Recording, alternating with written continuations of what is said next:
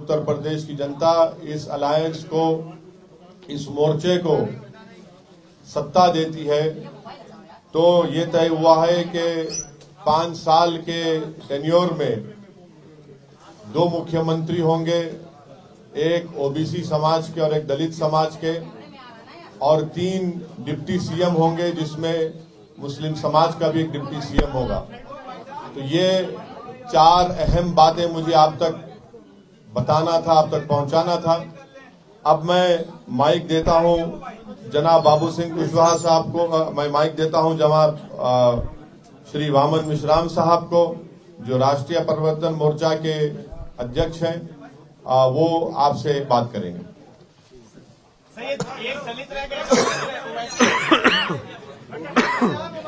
साथियों, आपको पूछने के लिए अवसर है। अभी हम अपनी बात आपके सामने रखते हैं, उसके बाद सवाल जवाब होगा। मैं केवल एक बात कहना चाहता हूं कि ये सारा गठबंधन जो है हम लोगों ने मिलकर किया, इसमें अभी जो महत्वपूर्ण 5-6 पार्टियां हैं और उसके साथ साथ और भी दल इसमें आ सकते हैं, इसके लिए अभी दरवाजे बंद नहीं है। तो एक तो ये बात है। दूसरी बात मैं कहना चाहता हूं कि इस गठबंधन के ऐलान होने के बाद बीजेपी और समाजवादी के बीच में जो लड़ाई हो रही है, अब बीजेपी और समाजवादी के बीच में लड़ाई नहीं होगी, बीजेपी और हमारे भागीदारी परिवर्तन मोर्चा के बीच में लड़ाई होगी। अब समाजवादी गठबंधन तीसरे नंबर पर चला जाएगा। आप सभी साथियों को नमस्कार। साथियों, अभी जनाब ओवैसी साहब ने और वामन मिश्राम साहब ने जो हम लोगों ने भागीदारी संकल्प मोर्चा भागीदारी परिवर्तन मोर्चा बनाया, उसके बारे में आपको जानकारी दी। हम लोगों ने 5 पार्टियों ने मिल करके अभी ये भागीदारी परिवर्तन मोर्चा बनाया है।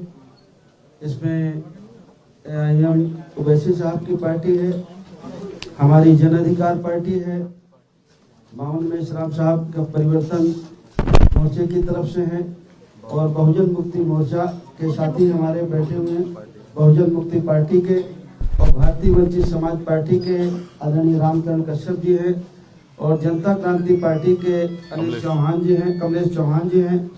इन लोगों ने मिल करके हम लोगों ने अभी इस मोर्चे को बनाया है, और कुछ साथी और हमसे संपर्क में हैं, तो वो जल्दी हो 1-2 दिन में उनसे बात करके जो साथी हमसे जुड़ना चाहेंगे उनको हम अपने साथ जोड़ेंगे। हमारे जो मोर्चे का लक्ष्य है, जिस विचारधारा के साथ हम लोग चल रहे हैं, हम बाबा साहब अम्बेडकर को मानने वाले लोग हैं, संविधान को मानने वाले लोग हैं। हमारी वही विचारधारा है जो संविधान की चाहत है, जो संविधान की मंशा है। हम संविधान वादी लोग हैं। हमारा पहला नारा है कि जिसकी जितनी संख्या भारी उसकी उतनी हिस्सेदारी। हम लोग जाति जनगणना कराने के पक्ष में हैं।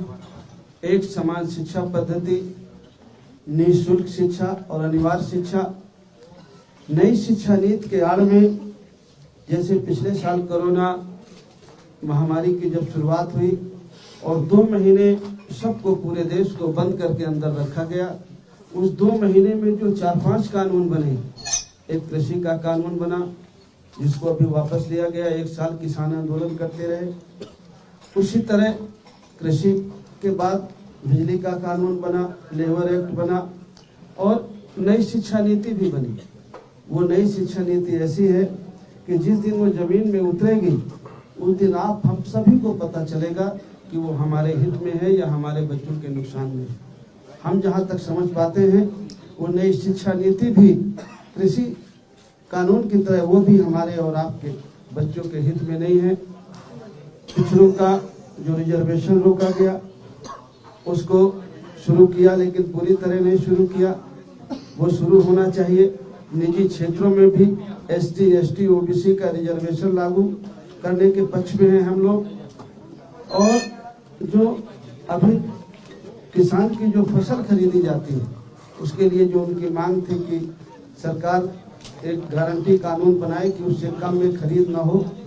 हम चाहते हैं कि अगर इस देश प्रदेश की महान जनता हम लोग उत्तर प्रदेश में भागीदारी परिवर्तन मोर्चा को अगर अपना सहयोग और पक्ष देती है तो हमें चाहेंगे कि उनकी उपज का सही मूल्य मिले, अच्छा मूल्य मिले, मूल्य की उनकी गारंटी दी जाए, किसानों को खाद बीज सस्ता हो, सिंचाई किसानों के लिए फ्री हो, घरेलू बिजली गरीब और कमजोर की फ्री हो, किसानों के गन्ने का भुगतान हो, छोटे दुकानदार जो मझोले दुकानदार हैं वो किसान हैं उनके जो कर्जे हैं वो माफ किए जाएं।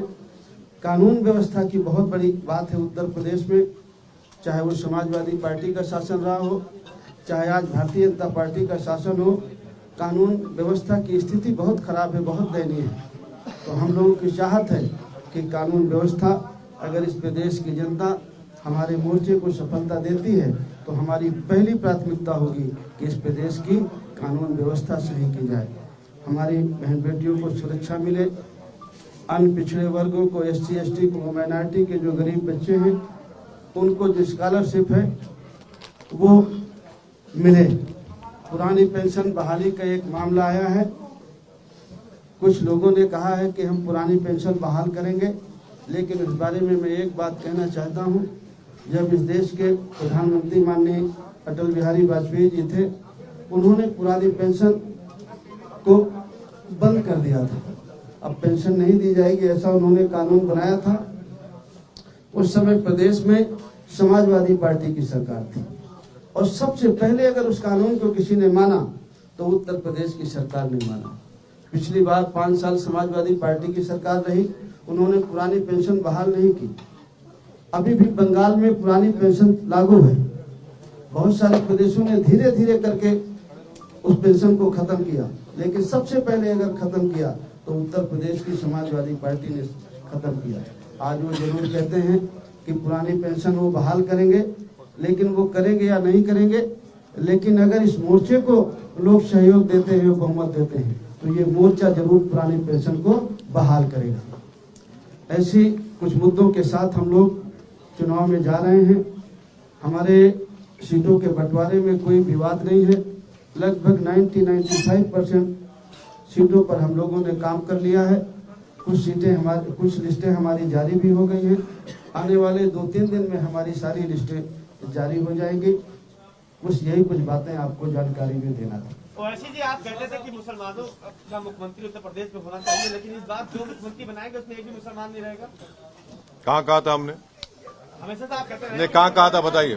इतने कहा हमने कहा था कि हिस्सेदारी की लड़ाई है और हमारे राष्ट्रीय स्पोक्सपर्सन आसिम खान साहब ने ये कहा था कि डिप्टी CM एक मुसलमान होना चाहिए, वही कंसिस्टेंटली हम लोग कह रहे हैं। आजाद को लेकर आएंगे क्या? राष्ट्रीय उलमा काउंसिल की बात नहीं की, इस पार्टी से आपने नई बात की, इत्तेहाद अभी आपने मोहम्मद मिश्रा साहब से सुना कि दरवाजे खुले हैं, ठहरिए, वक्त इंतजार करिए, मालूम होगा। क्या आजाद लेकर आजाद को लेकर आएंगे आप लोग? वीआईपी पार्टी भी आ रही है आपके साथ जी, वीआईपी पार्टी भी आ रही है क्या? आपने बहुत सारी कोशिश कवायद की, आप जो है आखिरी मौके पर जो वैसे आपके साथ आप आए हैं, ये विकल्पहीनता मजबूरी का गठबंधन है या पहले से आप इस पर काम कर रहे थे? नहीं, ये मजबूरी का गठबंधन नहीं है। जिस विचारधारा के हम लोग हैं, हम लोग पिछले 4 महीने से पिछड़ा दलित अल्पसंख्यक भाईचारा बनाओ सम्मेलन पूरे प्रदेश में कर रहे हैं।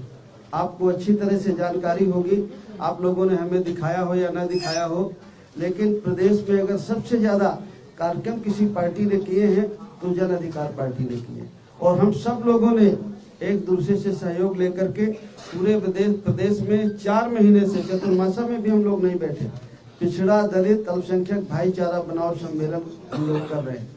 और जो हम कर रहे हैं, जिस विचार के आदमी हैं वो आपके सामने हम देख रहे हैं, देख लीजिए, पिछड़ा भी है, दलित भी है, अल्पसंख्यक भी है। इसमें से मुख्यमंत्री का चेहरा कौन होगा? क्योंकि भाजपा में तो CM योगी आदित्यनाथ है, सपा और आरएलडी के गठबंधन में अखिलेश यादव है, आपके गठबंधन में कौन मुख्यमंत्री का चेहरा है? देखिए, अब हमारे गठबंधन में अभी तो मुझे आप लोगों ने कहा है कि मैं संयोजक हूँ, बाकी अब आप लोग से पूछ लीजिए। अभी आप लोगों के सामने हम लोगों ने सलाह मशवरा करके घोषित करने के लिए ओवैसी साहब को कहा था और ओवैसी साहब ने घोषित किया कि इस गठबंधन के 2 मुख्यमंत्री 5 साल के टेन्योर में होंगे। एक पिछड़े वर्ग का होगा जो हमारे सामने बाबू सिंह जी है, और एक दलित का होगा यानी शेड्यूल कास्ट का होगा, उसका चेहरा घोषित किया जाएगा। और 3 डिप्टी सीएम होंगे, उसमें डिप्टी सीएम एक मुस्लिम होगा। बाकी 2 लोगों के नाम जो है वो 2-3 दिन के अंदर घोषित किए जाएंगे। क्या चंद्रशेखर आजाद एक मिनट अरे 2 मिनट। फिर उसके बाद में अभी और भी कई लोग हैं, जैसे भागीदारी मोर्चा बना था, आप लोगों को मालूम है भागीदारी मोर्चा बनाया था, ओम प्रकाश जी ने बनाया था। मतलब वो तो बाबू सिंह जी भी उसमें थे, मगर सामने चेहरा जो था वो इनका था। वो जो है वो केवल वो चले गए, बाकी सारे भागीदारी मोर्चा के लोग इसी में शामिल हैं। इसके अलावा अभी और माइनॉरिटी के हो या और बैकवर्ड क्लासेस के तमाम छोटे मध्यम प्रादेशिक स्तर के दल है जो इसमें शामिल किए जा सकते हैं आने वाले समय में। वैसे साहब, एक सवाल ये है कि प्रियंका गांधी वाड्रा ने कहा, हाँ, किसको पूछना है? मुझे पूछना है, एक सवाल आपसे लेना चाहेंगे। कुशवाहा साहब से। जी। एक सवाल ये है कि स्वामी प्रसाद मौर्य ने अभी एक बड़ा ही मंच से भी घोषणा की जिसके साथ हम जाते हैं वहां पे सरकार बनती, उसकी हम सरकार बनाते हैं, तो उन्होंने अपने आप को किंग मेकर घोषित कर दिया है चुनाव से पहले। आपको इसके क्या मायने दिखाई देते हैं? क्या आपको लगता है कि उनकी बात में दम है? नहीं, अगर वो कह रहे होंगे तो होंगे, अब उसमें हम क्या कह सकते हैं? वैसे नहीं, इधर लेडी सवाल सर, सीटों का कोई फाइनलाइजेशन हुआ है? सीटों पे कोई फाइनलाइजेशन हुआ है सर? हाँ, सीटों का हो गया है। कितनी सीटों पर लड़ रहे हैं? 95 सीटों पर हमारा 95% सीटों पर सवाल हमारा सुन लीजिए पहले पूरा। सवाल तो सुन लीजिए पहले पूरा सर। कितनी सीटों पर लड़ रहे हैं? क्योंकि 403। पहले फेज की पोलिंग के लिए नामांकन खत्म हो चुका है। नामांकन हमारे हैं। हाँ, नामांकन हो गया दूसरे में हमारा। चल रहा है, तो सर, टोटल काउंटिंग कितनी है सीटों पर? 403 अरे सुन तो लीजिए, सवाल तो सुन लीजिए सर। खत्म कितना करेंगे? सवाल लंबा कितना सवाल कर रहे आप हैं? 100 सीटों अरे सवाल इतना जा रहा हम सर, वो बीच में है कोई? अरे अब बस सवाल समझ गया, आपको छोड़ दिया, हम बोलते हैं। अरे छोड़, सुनिए, अब सुनिए, सुनिए। जी बताइए। क्या और कुछ बोलना है? ना अभी लंबा करेंगे फिर। 403 सीटों पर हमारा गठबंधन चुनाव लड़ेगा, पहली बात। उसमें से 95 सीटों पर हम लोगों का कंसेंसस हो गया है। 95% सीटों पर, ठीक है। 5% सीटों पर 3 दिन के अंदर नाम के साथ लिस्ट घोषित की जाएगी, ये बात है। अभी ओवैसी साहब बोले। वैसे साहब, मेरा सवाल आपसे है, 100 सीटों की बात करेंगे, आपकी अभी सीटें बढ़ा रहे हैं। देखिए, लोग भी हैं। हमारी बाबू सिंह कुशवाहा साहब की, वामन मिश्राम साहब की, परविंदर प्रताप सिंह साहब की, कमलेश चौहान साहब की, रामकरण कश्यप साहब की, रामकरण कश्यप साहब की, हम लोगों की बातचीत बहुत दिन से चल रही है। तो ये फर्स्ट फेज, सेकंड फेज, आप उस चक्कर में मत पड़िए। अरे सर, अरे इतना ये बॉक्सिंग मैच हो रहा है क्या? इतना सब्र रखिए।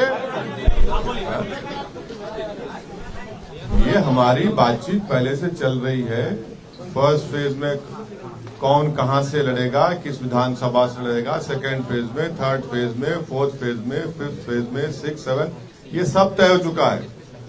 तो इसमें आपको कोई ताज्जुब या परेशानी की बात नहीं होनी चाहिए। ये तय हो चुका है। अभी वामन मिश्राम साहब ने और हमारे कन्वीनर साहब ने कहा कि 95% सीटों पर पूरा तय हो चुका है कौन कहां से लड़ेगा। हम कहीं नहीं जा रहे हैं। आपने कहा कि दलित सीएम और आपने कहा ओवैसी सीएम, सवाल ये मुस्लिम सीएम को नहीं, पहला और दूसरा क्या चंद्रशेखर को भी साथ में ले रहे हैं क्या? ये दो सवाल एक साथ हैं। नहीं, अब ये अभी आपके सामने बोलेंगे हमको टेलीफोन आ रहा भाई, अरे बोलेंगे ना, चंद्रशेखर का हमको टेलीफोन आ रहा है तो हम बता देते हैं। बोल दो ना, सुन लो। चंद्रशेखर का हमको टेलीफोन आ रहा है, बार बार टेलीफोन आ रहा है, तो बात हुई है। तो वो जो हमने पहले कहा ये दरवाजे खुले हैं तो फिर वो बातें होंगी ना। टेलीफोन सही बात है, सही बात है। चलो आप पूछ लीजिए। ओवैसी साहब, नहीं, मुझे कुछ सुनाई नहीं दे रहा, वो एक एक करके पूछिए, एक एक करके। तौकीर रजा साहब ने कांग्रेस का समर्थन किया है। उन्होंने बोला है कि ओवैसी साहब को क्योंकि पूरे माहौल को देखते हुए और बीजेपी को क्योंकि हराना है, इसलिए उन्हें इन चुनाव से दूर रहना चाहिए, उत्तर प्रदेश के चुनाव से दूर रहना चाहिए, ऐसा वो कह रहे हैं। हाँ जी, उनकी राय हो सकती है। मेरा सवाल ये है, हाँ बोलिए विशाल। मेरा सवाल ये है कि कल प्रियंका गांधी वाड्रा ने जब प्रेस कॉन्फ्रेंस की तो उन्होंने कहा कि पोस्ट पोल अलायंस के लिए कांग्रेस के जो दरवाजे हैं वो खुले हुए हैं, और जब मुख्यमंत्री के बारे में पूछा गया तो उनका कहना था कि मुझसे ज्यादा बेहतर चेहरा आपको उत्तर प्रदेश में क्या नजर आता है? आपका जरूरत पड़ेगी तो समाजवादी पार्टी को दे सकते हैं समर्थन। मैं कांग्रेस तरफ से कुछ नहीं बोल सकता। सज्जाद मोहम्मदी साहब ने आपको no comment, no comment, no comment, no comment. Sapa कहती है कि 10 मार्च को भारतीय जनता पार्टी कहती है इस बार 325+। आप बताइए कि उत्तर प्रदेश के चुनाव में क्या होने जा रहा है?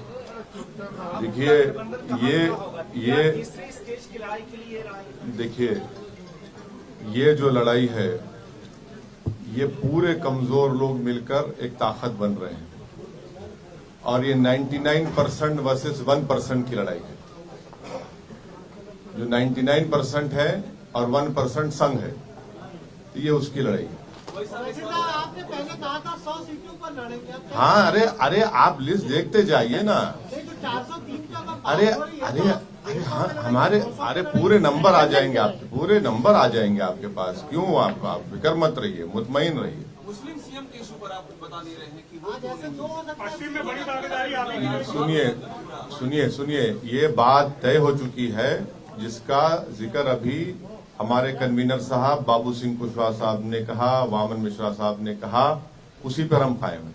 सर, आजम खां की अरे अभी रिहाई के हवाले से आजम खां की रिहाई के हवाले से आप आवाज बुलंद किए हैं। अब्दुल्ला आजम ने कहा है कि अगर हमारे सच्चे हमदर्द हैं तो उनको उनकी वजह से जो सियासी नुकसान हो रहा है उस पर देखते, तो उनको अपना नुकसान किससे हुआ वो पहले समझ लें। उनको किससे नुकसान हुआ वो उस बात को समझ लें।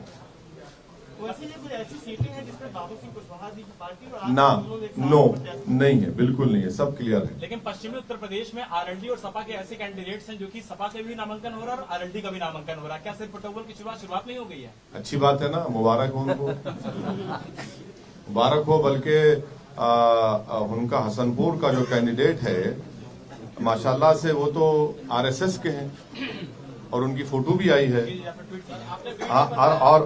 और माशाल्लाह से जो लोनी के आरएलडी के कैंडिडेट हैं, उनके ताल्लुक से कहा गया कि दिल्ली के नॉर्थ ईस्ट के राइट्स में भी उनका जिक्र खैर आ रहा है, वो बता दें वो भी। तो अब ये तो ऐसा है, तो ये ठीक है, आ रहा है सामने, देखिए। बाबू सिंह कुशवाहा जी आपके पुराने साथी ओम प्रकाश राजभर कह रहे हैं कि उनकी पार्टी का नाम है जन अधिकार, लेकिन कोई उनका वो है नहीं इस समय, चाहे 403 पे लड़े कोई फर्क नहीं पड़ेगा। कोई बात नहीं, कह सकते हैं बड़े नेता हैं, हमें उनकी बात पर कुछ नहीं करना। इसमें क्या है कुशवाहा साहब, कुछ आप रहस्यमय चीज बता रहे हैं?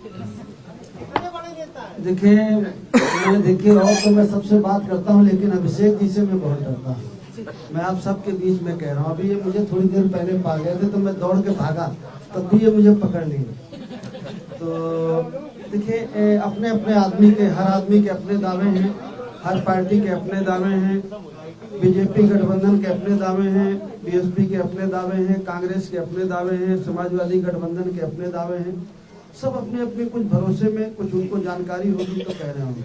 हम भी भरोसे के साथ कह रहे हैं कि हम भी पूरी मजबूती के साथ लड़ेंगे और किसी से कम नहीं लड़ेंगे और किसी से कम जीतेंगे नहीं। तमाम लोगों ने आपसे संपर्क किया था, आप उनके साथ जो है बात नहीं बनी? देखिए संपर्क राजनीति में उनसे 2-4 महीने पहले समाजवादी पार्टी से भी हुआ, कांग्रेस के भी लोगों से बातचीत होती है, बीजेपी के लोगों से भी बातचीत हुई। इससे बातचीत का कोई मतलब ये नहीं है कि नहीं हमारा अलायंस हो गया। जो हमारा अलायंस हो रहा है, आज हम पिछले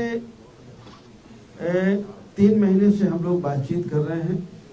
और जो आपकी एक कंफ्यूजन है कि फर्स्ट फेज का नामांकन हो गया, हम लोगों की सहमति थे। हम लोगों ने नामांकन हमारे कैंडिडेटों ने किया हर सीट में, कहीं आपने किया है, कहीं आपने किया है, कहीं आपने किया है, कहीं आपने किया है। तो सारे कैंडिडेट हैं, तो हमारी पूरी कोशिश है कि 403 में कोई सीट छूटे ना, और हम लोग मिल करके 403 सीटों में पूरी मजबूती के साथ लड़ें। कोई लेट नहीं हुआ, हम नहीं लेट हैं, हमारी पूरी तैयारी है। आज अखिलेश यादव ने आरोप लगाया है कि क्योंकि भाजपा ने आज प्रचार आज डिजिटल जो प्रचार तैयारियां थी, उनकी तैयारियां पहले से थी। तो क्या चुनाव आयोग के अधिकारियों ने बीजेपी को पहले से ही लीक कर दिया था कि इस बार डिजिटल प्रचार होना है? क्या आप भी मानते हैं कि अधिकारियों ने कुछ लीक की थी चुनाव आयोग की? और इसी से जुड़ा सुनिए, एक मिनट देखिए, जितने पॉलिटिकल पार्टी का और पॉलिटिकल पार्टी का आपने भी नाम लिया, क्या समाजवादी पार्टी ने इलेक्शन कमीशन ऑफ इंडिया को लेटर लिखकर ये कहा कि फिजिकल रैलीज अलाउ की जाए? सिवाय हमारी पार्टी के किसी एक पॉलिटिकल पार्टी ने इलेक्शन कमीशन ऑफ इंडिया को लेटर नहीं लिखा। मैं शुक्रगुजार हूं इलेक्शन कमीशन ऑफ इंडिया के चीफ इलेक्शन कमिश्नर का कि हमारी उनसे नोटिफिकेशन आने के 2 दिन के अंदर वो हमसे फोन पर बात किए। हमने उनसे रिक्वेस्ट किया कि सर, आप कम से कम एक पॉलिटिकल पार्टी को एक विधानसभा में 500 लोगों के साथ फिजिकल रैली करने की इजाजत दीजिए, पूरा कोविड नॉर्म्स को फॉलो करते हुए। और फिर हमने यही बात को चीफ इलेक्शन कमिश्नर को लिखकर भी दिया। हमने कहा कि फ्री एंड फेयर इलेक्शन का मतलब यह है कि सबको एक लेवल प्लेइंग फील्ड मिले। तो आपको भी लिखकर देना चाहिए था, आपने क्यों लिखकर नहीं दिया?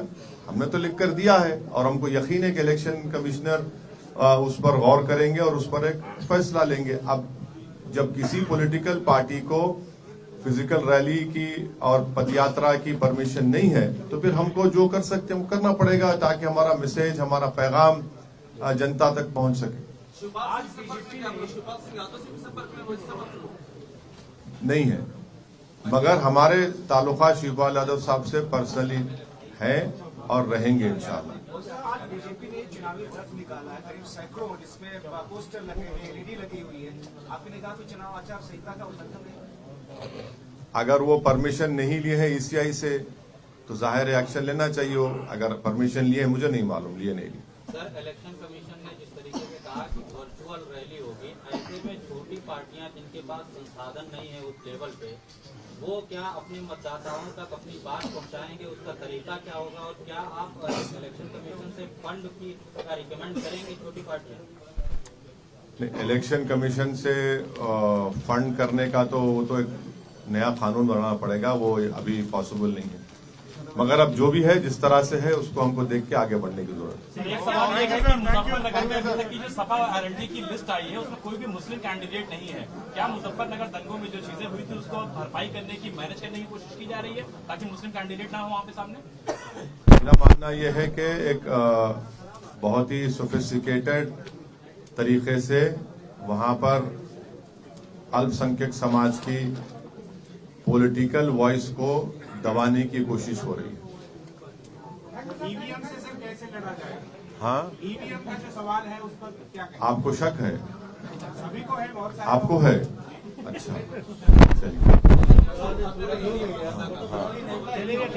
चलिए सर, थैंक यू सर।